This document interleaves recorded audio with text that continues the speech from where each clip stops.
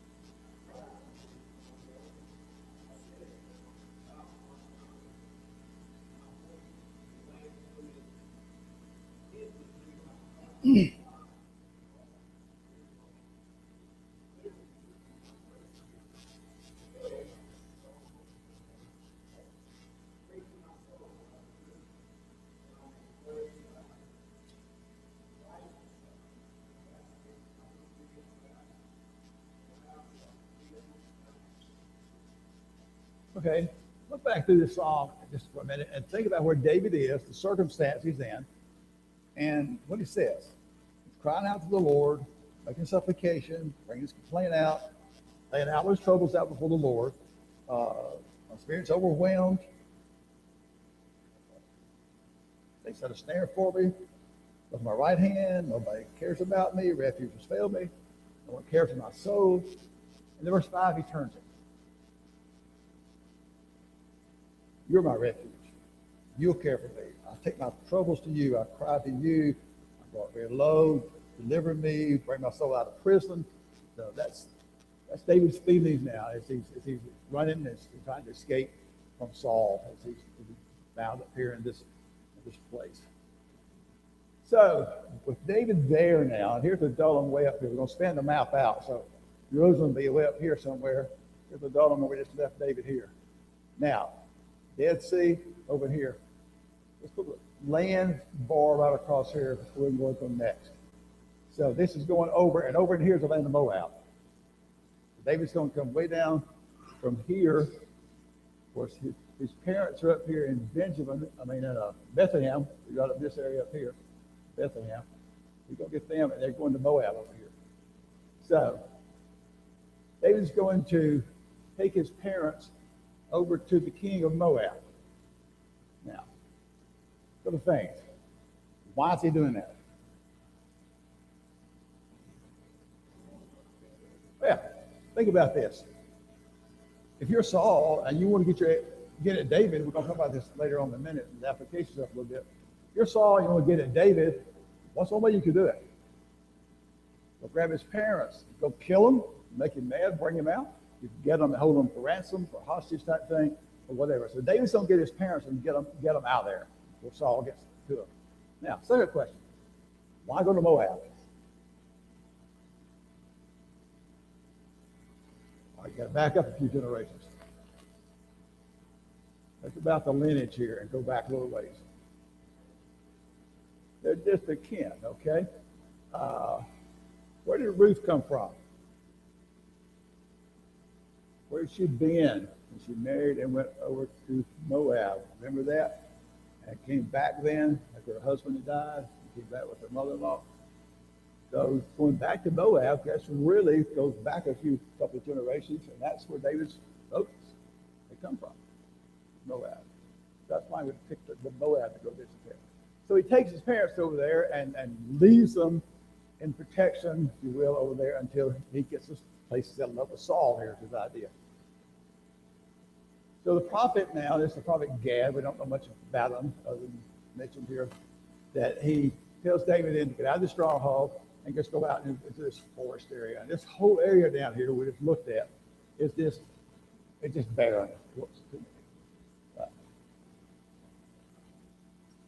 Back up.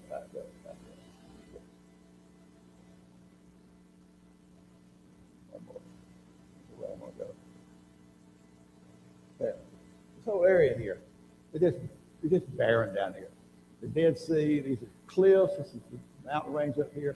But it's just this barren land that we're going to get later on to this spring right over here at En-Gedi, right there. Find some fresh water. It'll come up in the next lesson or two. But David goes out here, and where really Saul would have no reason to go look for him out there. So let's go past that now.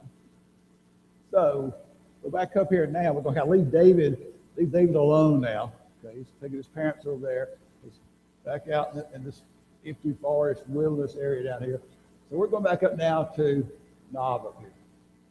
So who's at Nob? David went to Nob to see who? Amalek, who was the priest. What did you get there? Did they three things for him. Inquire the Lord, got him bread to eat, and sword of Goliath. Remember that? That's when he's on his way to Gath over there. So, who was at Nob when David was there? Doeg, okay? Doeg, who was Saul's chief herdsman. Remember that? He was a Edomite, was there. So, Saul hears about David being out gone. David is Saul is back up in Gibeah, which is his hometown, and he's talking to his people, it's the ones around him, and he puts a challenge out to him. Why? Why will you not help me find David?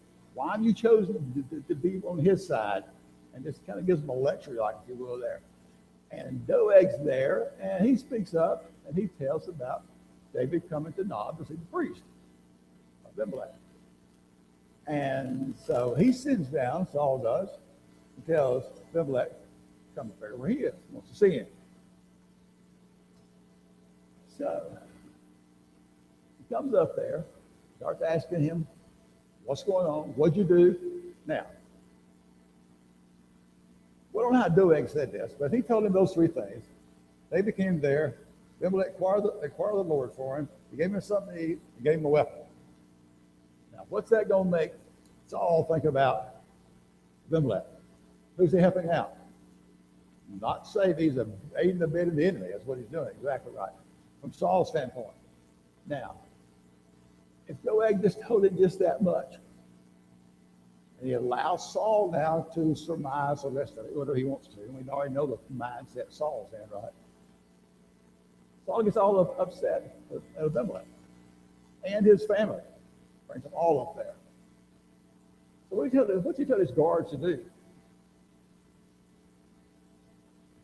Kill him. Kill the priest. Kill the Lord's priest here. It's kind of interesting what their reaction is. What they do? They refuse. They wouldn't do it. They refused the order of the king, of King Saul here. Because they could see this is not right. They knew that. But they could see that. So they totally refused that order. But Doeg said. So Saul turns to Doeg. What did him to do? You kill him. Okay? Why would Doeg care? He's not one of them anyhow, right? The priest doesn't mean anything to him. So he starts killing the priest. Look how many he kills. 85. 85 men. But that's just getting started good. What's he do next? He goes back down to Nob, and he does to it essentially what Saul was told to do to the Amalekites. He essentially wipes it off the map, if you will. He kills the women, the children. He just wipes it out. So here's the whole priesthood. I mean, almost exactly what Saul was told to do when he go wipe out the Amalekites. Okay? So Doeg's done all this now. He's a slaughter, if you will. Right? Now, go back to David again. David hears about this. Who's David blamed for all this? Himself. Okay, he said, I should have known when I saw this, that this was going to be trouble. And I saw Doeg there. He finds out about it, David does, because Abiathar, one of the sons of him, escapes. He comes and tells David about it. He feels totally responsible. So David brings him in to his group. And he's got what with him? He's got the ephod, which is what they priests wore, and where they got the Urim and Thummim that they used to make decisions with. He's now there with David. And we're going to look at a phrase in a minute and see it over and over and over and over. I'm going to really talk about it when we get there to it in a minute. It comes from this here. So Abiathar stays with him. David's going to provide protection. So now we get to Psalms 52. So let's read it. Somebody who Doug, if you're close, read Psalms 52. Now this is going to come after the slaughter of Doeg with the priest here. So think about that setting now as you look at Psalms 52. Please.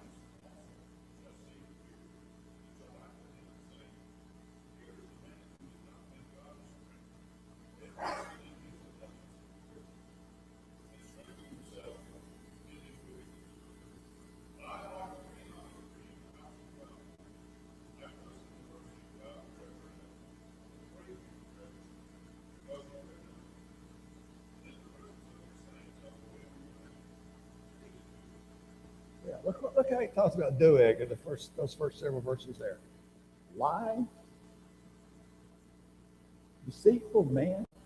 Hang on that thought. We'll talk about that some more. We got a kind of a short list tonight. We'll get some more time to spend on applications, I think, tonight. That's the setting when David writes Psalm 52. It's his reaction there with Doeg and after he's killed that. So let's pick up out back up again. Again, Jerusalem's up here. There's Nob where that happened. Here's Adullam where David was. And now we got to get involved with this little town right here, Keilah, right below Adullam down there. So David's going to hear about the Philistines coming and attacking that. Now keep in mind, the Philistines are not that far off. Right up here, the Philistine territory right up here. So they would make raids in there, go in there and get those people and take plunder from them or whatever. So the Philistines come in and attack Keilah. And threshing floors, looting, stealing. So start getting this expression now we're going to talk about here. And that's this one right here. David inquired for the Lord.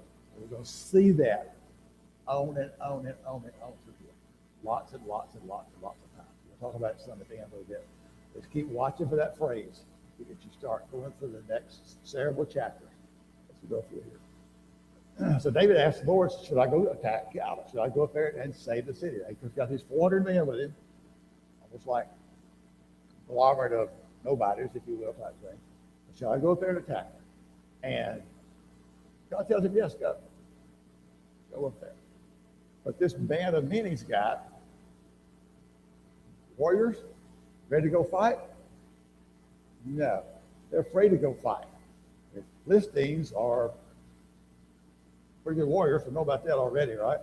They're afraid to go fight them. So David goes back again to ask the Lord, if we go, are we going to be victorious? What's going to happen? If he has me go, that I will deliver the Philistines in your hand. So then we get this same phrase again. Whoops. Next slide. Go back to that one. So David and men go, fight the Philistines, they win, they get livestock, and think about now, go back to this point about eating. Anytime they raid somebody, they get livestock, that's food for them, keep that in mind. And Bible has eaten with them, we are talking about that. So Saul hears about that. Okay? What did he say about David? What mistake has David made that Saul sees now? He's locked himself in a city with gates and bars. So when he went to Keilah here, rescued it, and was in that city, Saul says, I've got him. He's in a city now with gates and bars. He's inside the city, closed up. I could go get him. I have him now. God delivered him to my hands. Saul got to think about it. So he gets his forces up, and he goes down, ready to battle. Of course, David hears about that. Has a priest there with him. So now we start getting his phrases again. There and there. So he gets the virus to the priest to bring him again, leaf it up, and he inquires of God. Is Saul going to come? What's the answer? Yes, he is. Okay. Will the citizens here that we've rescued from the Philistines turn me over to Saul? And the answer is, yes, they will. That's not too good news. David's fine. So that's where David is stuck there with Saul coming, and he's there. So now he leaves Keilah. He's got to get out of there before Saul gets there. And when Saul finds out he's left, he decides to not to go attack him. So David goes out in the wilderness again, the wilderness of Ziph, it's called this time. And Saul keeps looking for him. But at this point, God is protecting David. He's his anointed to be king. He doesn't let Saul get killed. Okay. So, like I said, kind of a short story tonight as far as going through the narrative of it here. How about anybody? Some points we left out, some people want to talk about. Just anywhere? Anybody? Yeah. When's the last time you saw that from Saul? Okay. And then if you'll just notice as you read through, I've got them underlined in my Bible here. Inquire of the Lord. Inquire of the Lord. I'll go through it sometime and talk about it. But just point after point after hold on, this is where it starts here with David. He's going to do that over and over and over and over. We'll talk about that in just a minute with this. Okay, anybody else?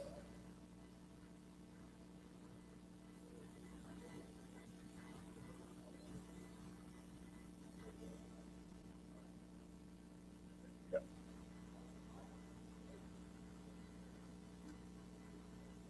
Yep. Yep.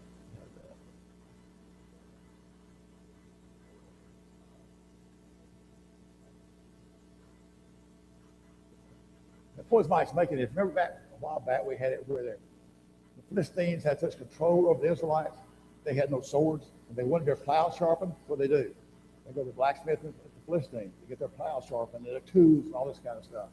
And so Doeg used a sword to kill them with. I don't know where he got it. Saul could have given him his sword. Saul and Jonathan's only two that had swords to go about then. So Saul may have given him his to kill him with. They don't know. But he did use a sword to kill him with.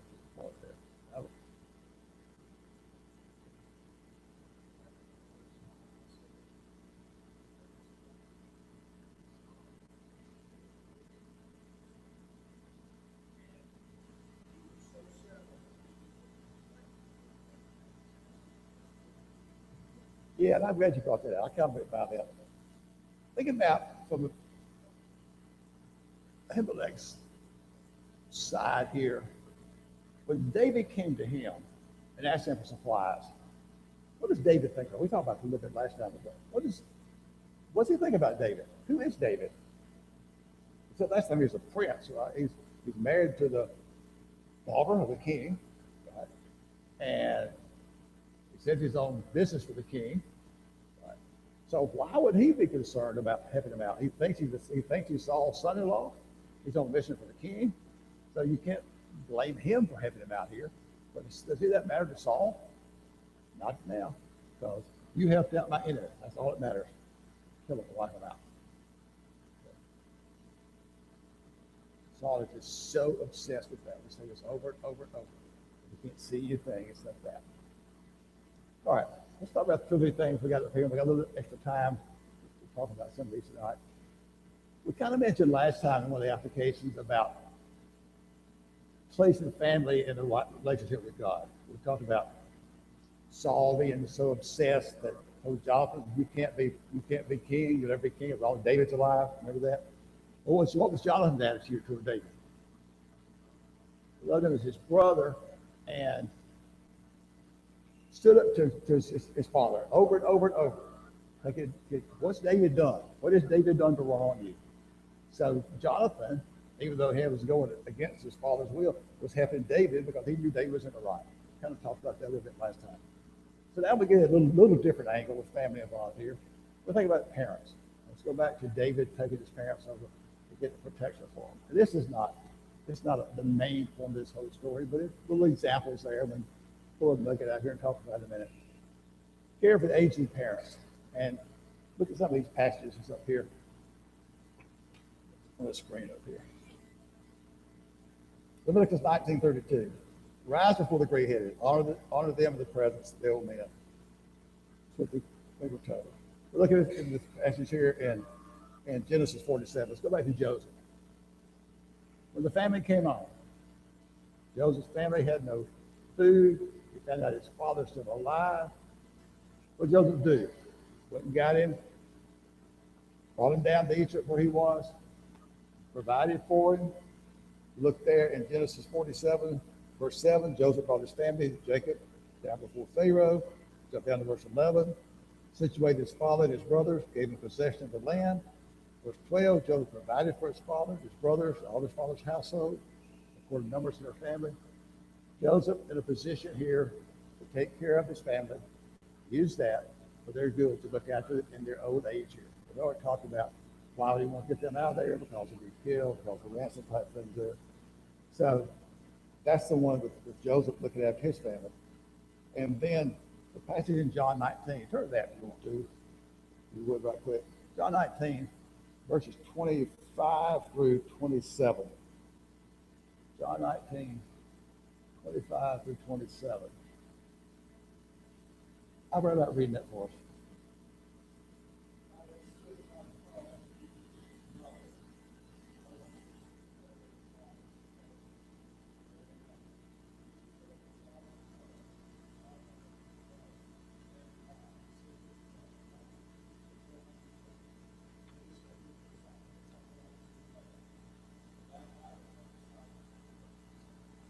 Yeah, we're all familiar with this.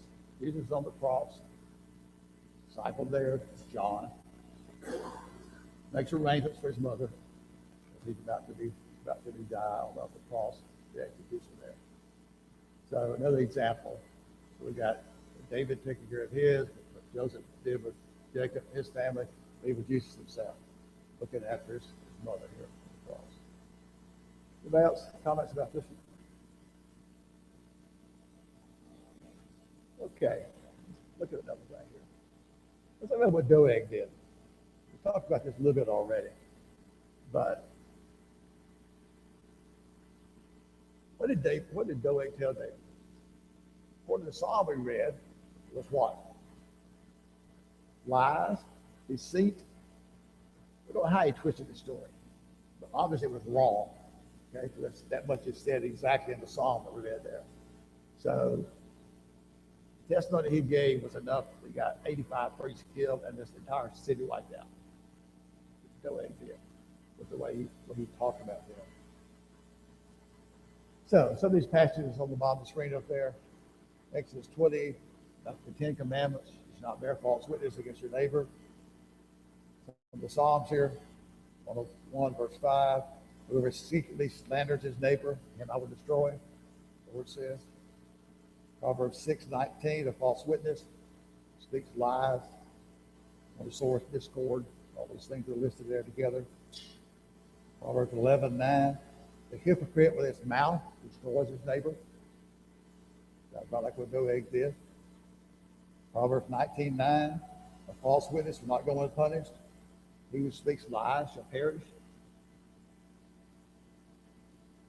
And then jump over to the New Testament, Titus 2 and verse 3, over women. I told us this, that they're not to be slanderers, not to talk about people. And then look at James chapter 4 and verse 11. James 4:11.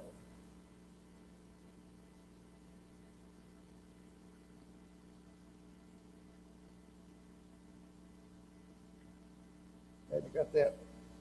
James 4, verse 11.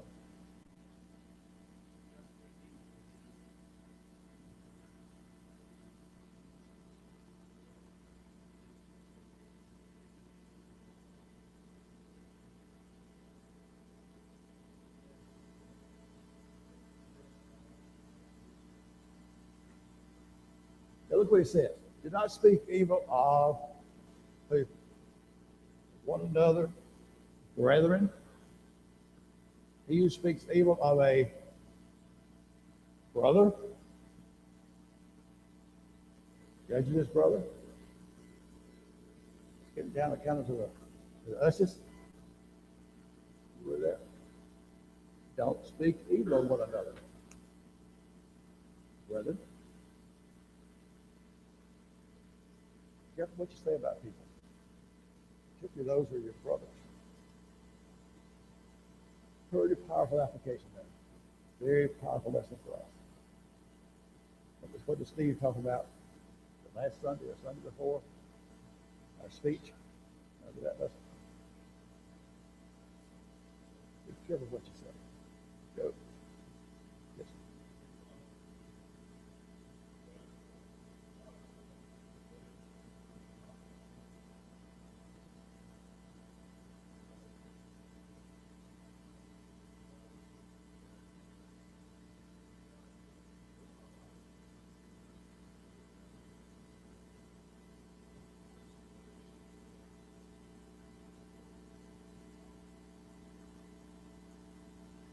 Yeah, God sets the example for us. God will not lie.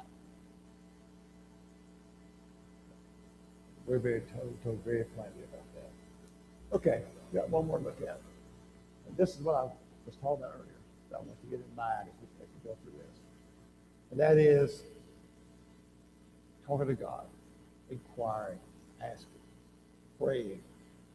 When we inquire, we pray, we go read the scriptures, we study, whatever. So let's look at some of these passages up here we got up here. 1 Thessalonians 5:17, everybody knows that one. Pray without ceasing. Okay. Be without. 1 Samuel 23, but it said, David inquired of the Lord. Again in verse 4, uh, chapter 23, verse 10, O God of Israel, men of Keilah delivered me up. But look at, let's see, maybe a couple of, maybe we'll turn to the minute here. Psalms 22, verse 1 and 2, why are you so far from helping me? I cry in the daytime, I cry in the nighttime, David writing here. Psalms 28, 1, I cry to you, O Lord, my rock. Hear the voice of my supplication when I cry to you. This is David talking. Psalms 55, verse 1, give ear to my ear, O God. Do not hide yourself from my supplication. Attend to me and hear me. Verse 16, as for me, I will call upon God. The Lord shall save me. Evening, morning, and noon, I will pray and cry aloud. You shall hear my voice. Psalm 61, hear my cry, O God, attend to my prayer. Psalm 83, be merciful to me, O Lord. I cry to you all day long. Psalm 88, O Lord, God of my salvation. I cried to you day and night. Think about all these times what David's saying over and over and over and over. He talks about this. So, the example we have that we'll look at here, is in Luke chapter 18. Look at two passages here. Luke 18, the first 7 verses. Bill, you want to read that? This is, again, it's a parable very familiar to us. Luke 18, the first 7 verses. Bill.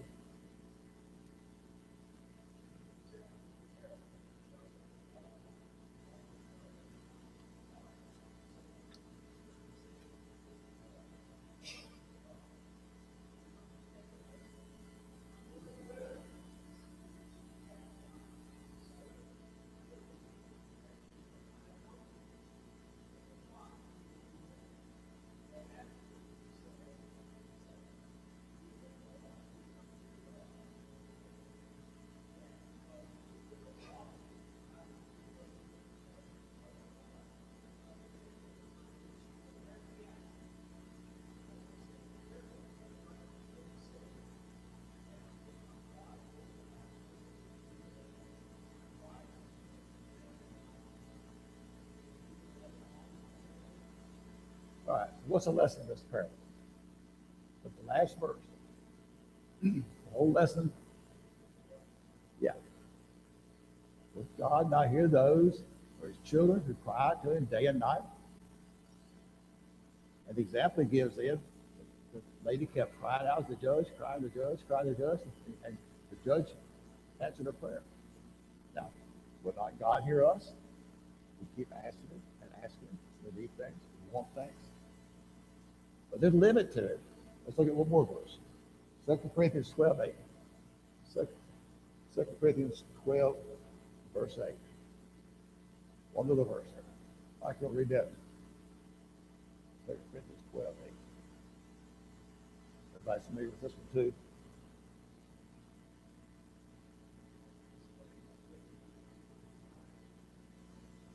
And what was that? When Paul is asking deliverance from his thorn in the flesh. We don't know what it is. But he said, I prayed for it 3 times. But what did God finally tell him? That's right. Okay. Yeah, I gave him an answer. My grace is sufficient. That's it. So even though we pray, we got many examples of pray and ask over and over. There's a time God says, okay, I'll give you my answer now. That's it. That's the little difference from Paul here. So, we got just a couple minutes left. Go back to 1 Samuel 23 right there. And if we've got time, I'll show you this.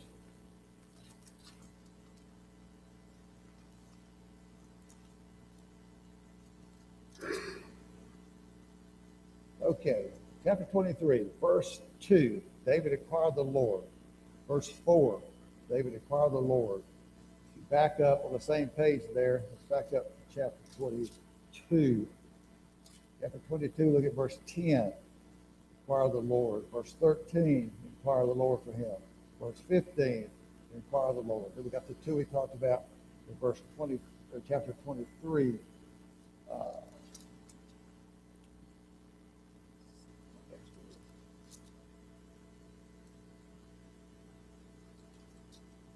All right, we'll go to chapter 30, verse 8, to inquire of the Lord for We go into 2 Samuel. They're going to keep going over there too. Chapter 2, verse 1, David inquired of the Lord. Maybe missing some, put it through in a hurry.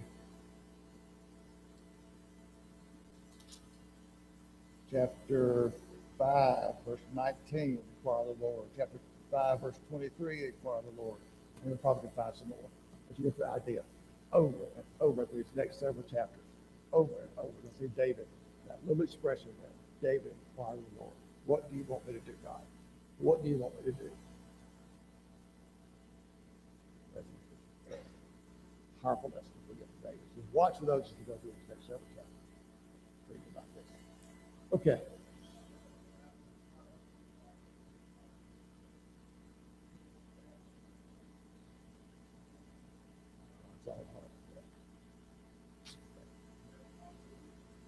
Yeah. He wanted to know what God wanted him to do. He wanted to go get it done. That's not the big yellow star up there beside that one.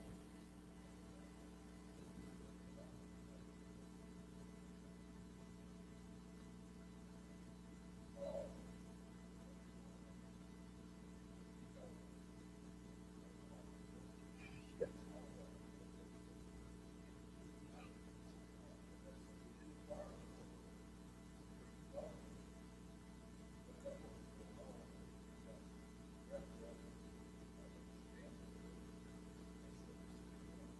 I go back all the way to chapter 13. What was it when Saul made his first major mistake? Waiting on Samuel to come offer sacrifice, right, to the Lord. And he got tired of waiting, did it himself.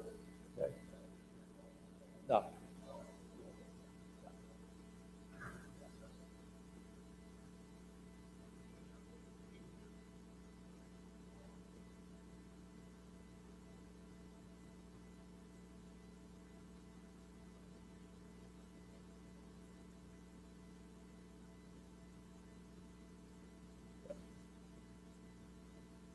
Okay.